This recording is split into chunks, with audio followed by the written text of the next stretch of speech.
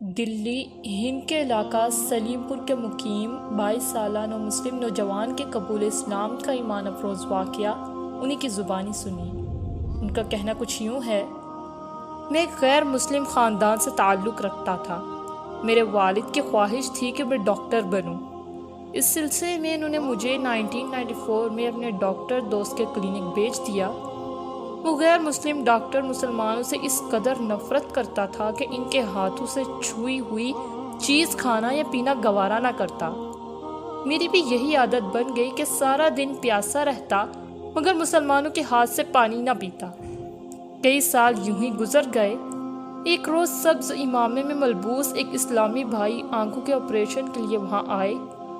ان کی زبان و نگاہ کی حفاظت کا انداز اور حسن اخلاق دیکھ کر رفتہ رفتہ میں ان کے قریب ہونے لگا اور میری ان سے دوستی ہو گئی۔ وہ مجھ پر وقتاً فوقتاً انفرادی کوشش کرتے رہتے۔ کچھ دنوں بعد وہ اسپتال سے چلے گئے مگر میرا ان سے رابطہ رہا اور میں ان کے پاس آتا جاتا رہا۔ ان کے پاس ایک ضخیم کتاب تھی جس کا نام فیضان سنت تھا۔ جب وہ اس کا درس دیتے تو انفرادی کوشش کرتے ہوئے مجھے بھی درس میں شرکت کی دعوت پیش کرتے۔ میں سننے بیٹھ جاتا۔ فیضان سنت کے درس کی برکت سے کچھ ہی دنوں میں دل مذہب اسلام کے لیے نفرت کے بجائے محبت محسوس کرنے لگا۔ اب میں مسلمانوں کے ساتھ کھا پی بھی لیتا اور مساجد و اذان کا احترام کرتا۔ 2004 میں ایک روز شیخ طریقت امیر اہل سنت بانی دعوت اسلامی حضرت مولانا ابو بلال محمد الیاس عطار قادری رضوی دامت برکاتہم العالیہ کا رسالہ غسل کا طریقہ پڑھا مگر صحیح طریقے سے سمجھ نہ سکا۔ اسلامی بھائی سے پوچھا تو انہوں نے مجھے رسالے کی مدد سے تفصیلاً طہارت کے مسائل سمجھائے اور فرمایا کہ حقیقی پاکی بغیر مسلمان ہوئے حاصل نہیں کی جا سکتی۔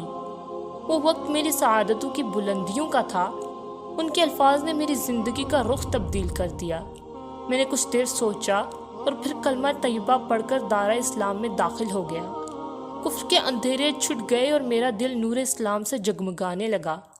میں تبلیغ قرآن و سنت کی عالمگیر غیر سیاسی تحریک دعوت اسلامی کے سنتوں بر اجتماع میں پابندی سے شرکت کرنے لگا اور امیر اہل سنت دامت برکاتہم العالیہ سے بذریعہ مکتوب سلسلہ عالیہ قادریہ رضویہ میں داخل ہو کر عطاری بن گیا اور باجماعت نمازیں پڑھنے لگا۔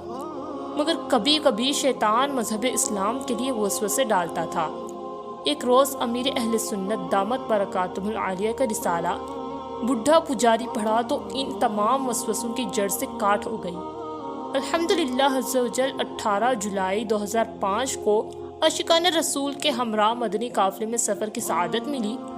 اس سے پہلے میں ذرا سی بات پر گھر والوں سے ناراض ہو جاتا، کھانا مزاج کے خلاف ملتا تو خوب شور مچاتا۔ مدنی قافلے میں سفر کی برکت سے یہ عادت بھی نکل گئی۔ گھر والے میری اس تبدیلی پر حیران تھے اور مذہب اسلام سے متاثر ہو رہے تھے۔ میں داڑھی شریف کی سنت اپنانے کے ساتھ ساتھ سر پر سبز امامہ باندھنے لگا مگر گھر جاتے وقت اتار لیتا۔ چند دنوں بعد لوگوں نے گھر والوں سے میرے خلاف شکایات کرنا شروع کر دی جس پر گھر میں سختی ہونے لگی۔ مجھے بات بات پر ٹوکا جاتا بلکہ مارنے سے بھی دریغ نہ کیا جاتا۔ میں نے تنگ آ کر گھر چھوڑ دیا مگر کچھ ہی روز بعد بھائی وغیرہ نے بہانے سے بلوایا اور زبردستی نائی یعنی حجام کے پاس پکڑ کر لے گئے۔ جب میں نے اس نائی کو بتایا کہ میں مسلمان ہو چکا ہوں تو وہ ڈر گیا اور اس نے داڑھی مونڈنے سے انکار کر دیا۔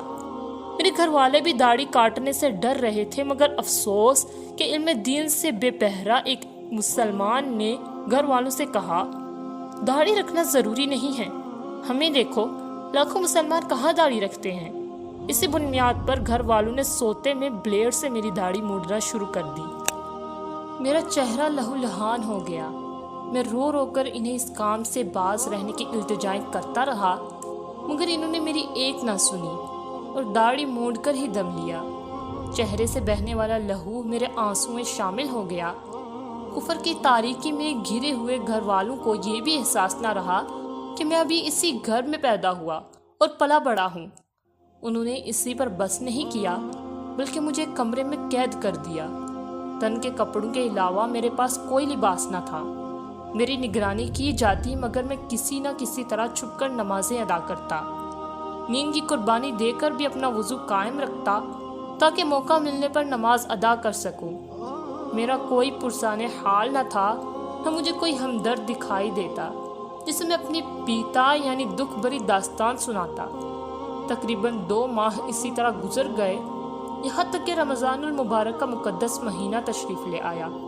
آزمائشوں کی ان راتوں میں کون مجھے سحری فراہم کرتا، مگر رمضان کا روزہ چھوڑنا مجھے گوارا نہ ہوا، چنانچہ میں نے بغیر سحری روزہ رکھ لیا۔ شام تک جب میں نے کھانا نہیں کھایا تو گھر والوں کو تشویش ہوئی۔ وہ جمع ہو کر آئے اور کھانا کھانے کے لیے زور دینے لگے۔ میں نے کہا رکھ دو، میں کھا لوں گا۔ ان کے جانے کے بعد میں نے مزید اصرار سے بچنے کے لیے سالن ادھر ادھر کر دیا اور روٹیاں جیب میں ڈال لیں، مگر گھر والوں کو کسی طرح شک ہو گیا اور انہوں نے زبردستی مجھے کھانا کھلایا۔ میں دل ہی دل میں کڑتا رہا مگر مجبور تھا۔ یوں میں 5 روزے نہ رکھ سکا۔ آخرکار کسی سبب سے گھر والوں کی طرف سے کچھ ڈیل ملی اور میں دوبارہ کلینک جانے لگا۔ میں بغیر سحری روزے کی نیت کر لیتا اور بظاہر دوپہر کا کھانا ساتھ لے جاتا، مگر شام کے وقت اس سے افطاری کرتا۔ اسی دوران میں نے اسلام قبول کرنے کے متعلق قانونی کاغذات بھی مکمل کروا لیے، مگر گھر والوں کو پتہ نہیں چلنے دیا۔ میں گھر والوں سے چھپ کر جس مسجد میں نماز ادا کرنے جاتا، وہاں کی انتظامیہ نے ڈر کر مجھے منع کر دیا کہ آپ یہاں نہ آیا کریں، کہیں فساد نہ ہو جائے۔ میرا دل تو بہت دکھا کہ میں مسلمان ہوتے ہوئے بھی حالات کی ستم ظریفی کی وجہ سے مسجد میں داخل سے روک دیا گیا ہوں، مگر بے بس و لاچار تھا، کیا کرتا۔ دعوت اسلامی کا مدنی مرکز وہاں سے بہت دور تھا اور میں نے انہیں خود سے رابطہ کرنے سے بھی منع کر رکھا تھا۔ مسلسل پریشانیوں نے میرے اعصاب چھل کر دیے تھے۔ مجھے کوئی ایسا ہمدرد اور غمگسار چاہیے تھا جس کے کندھے پر سر رکھ کر چند اشک بہا لوں، مگر میں بالکل تنہا تھا۔ ایسے وقت میں مجھے نماز پڑھنے میں بڑا سکون اور حوصلہ ملتا تھا۔ میری زبان پر درود شریف جاری رہتا۔ اب میں نے ہمت کر کے 3 کلومیٹر دور جنتا کالونی کی مسجد میں باجماعت نماز ادا کرنے کے لیے جانا شروع کر دیا۔ گھر والے ایک بار پھر نرم پڑ چکے تھے۔ ایک روز محلے کے کسی نام نہاد مسلمان نے پھر گھر والوں کا ذہن خراب کرنے کی کوشش کی کہ ہم بھی مسلمان ہیں، ہم کون سی نمازیں پڑھتے ہیں، جمعہ یا عید کی نماز پڑھ لی بس کافی ہے، تمہارا بیٹا ضرور کسی جن کو قابو کرنے کا عمل کر رہا ہے، یہ پاگل ہو جائے گا تو پتہ چلے گا۔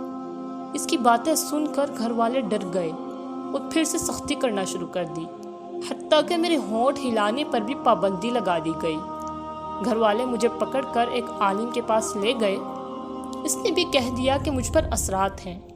ان حالات سے میں بہت دل برداشتہ ہوا اور شاید دوبارہ کفر کے اندھیروں میں کھو جاتا، مگر رب عز و جل کا کرم کہ میں نے دعوت اسلامی کے مدنی ماحول میں عاشقان رسول کے بیان کردہ سرکار صلی اللہ علیہ وسلم اور حضرت بلال رضی اللہ عنہ پر ہونے والے مظالم کی داستان سن رکھی تھی۔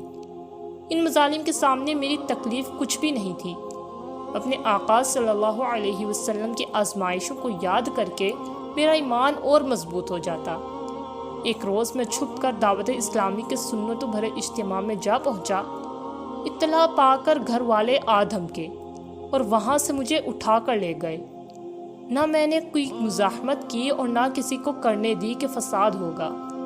گھر لے جا کر مجھے اتنا مارا گیا کہ میں نیم بے ہوش ہو گیا۔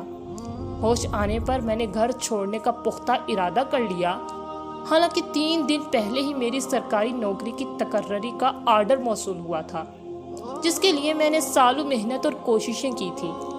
اب ایک طرف ذاتی مکان، ماں باپ اور روشن مستقبل، اور دوسری طرف ایمان جیسی عظیم دولت، مگر میں نے رب عز و جل کے کرم سے ایمان کے تحفظ کی خاطر 21 مارچ 2007 کو اپنی مرضی سے گھر چھوڑ دیا۔ الحمدللہ عز و جل آج میں ہند کے مختلف شہروں میں عاشقان رسول کے ہمراہ مدنی قافلوں میں سفر کر رہا ہوں اور گھر والوں کی سختی کے باعث رہ جانے والی نمازیں بھی قضا کر لی ہیں۔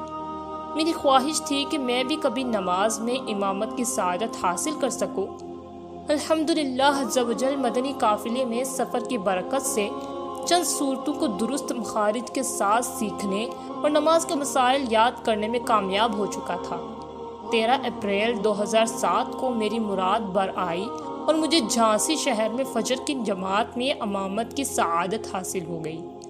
امیر اہل سنت دامت برکاتہم العالیہ کی بنائی ہوئی دعوت اسلامی پر میری جان قربان کہ اس نے کفر کی آغوش میں پلنے والے کو نہ صرف دولت ایمان سے نوازا بلکہ امامت کے مسلح پر لا کھڑا کیا۔